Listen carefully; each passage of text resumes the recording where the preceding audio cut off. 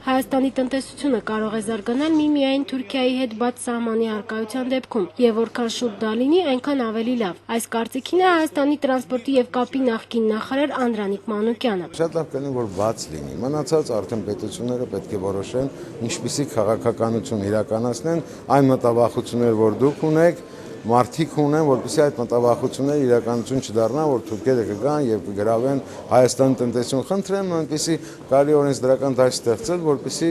նրանք գան որպես ներդրողներ։ Այժմ Ուկրաինայում Հայաստանի դեսպան Անդրանիկ Մանուկյանը մի քանի օրով հայրենիք է ժամանել աշխատանքի բերումով։ Այս առիթն էլ օգտագործեցին Հարավկովկասյան երկաթուղիներ ընկերությունում եւ այսօր նախկին նախարարին հանձնեցին դեռ մի քանի ամիս առաջ նրան շնորհված շքանշանը Ռուսաստանի երկաթուղիներ ընկերության զարգացման գործում մեծ ավանդի համար։ Անդրանիկ Մանուկյանը վստահեցրեց, որ Հայաստանի երկաթուղիները 30 տարվա պայմանագրով հանձնվեց Ռուսաստանին, քանի որ ներդրումներ չկան եւ անհնար էր զարգացնել ոլորտը։ Ես ուրախ եմ, որ վերջը այդ քայլի հեղինակն եմ եղել Վլադիմիր Յակունինից, որովհետեւ նա